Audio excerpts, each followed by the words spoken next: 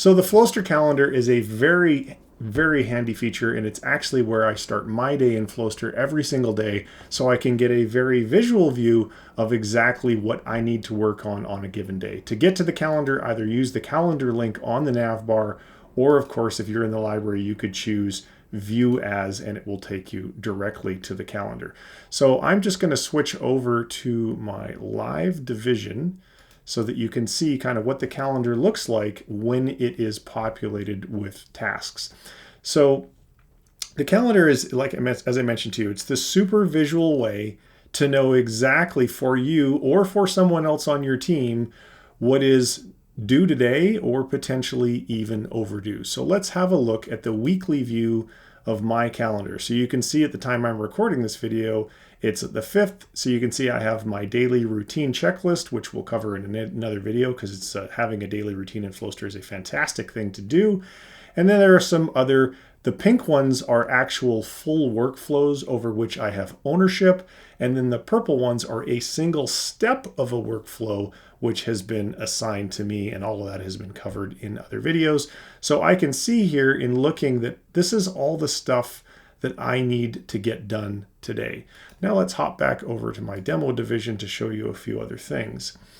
So as long as you are a user with privileges to do so, you can look at other people's calendars. So in this case, one of my demo users is a fellow by the name of Smog the Dragon, and I can see that Smog's got a bunch of stuff that he needs to get done on the 6th and the 7th and the 8th, and I can flip over to monthly view. I can go back and I can see, wow, Smog is really behind schedule. Obviously a demo environment, there's all sorts of stuff in here, but I keep going back to February, I'm looking at March, and there's just a whole bunch of stuff that Smog is behind schedule on. So the calendar not only makes me aware of that, but it allows me to access anything. So let's say that let's go back to the current week.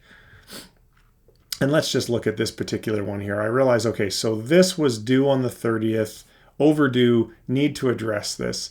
So I can simply change the due date by dragging it around, no problem. Or from the calendar, you can actually open a workflow and you can say, you know what, I think Smog is over-resourced. There's some updates for this workflow, so let's quickly apply those particular updates. So I want to change the owner of this workflow from Smog. We're going to remove him and we're going to assign it to Bilbo Baggins. And we'll just go ahead and click the pink button on that. So that's great. So now this workflow is assigned to Bilbo Baggins. So now I could go into the calendar and I can switch over and I can look at Bilbo Baggins's calendar, and there's the new workflow that we just assigned to him right there.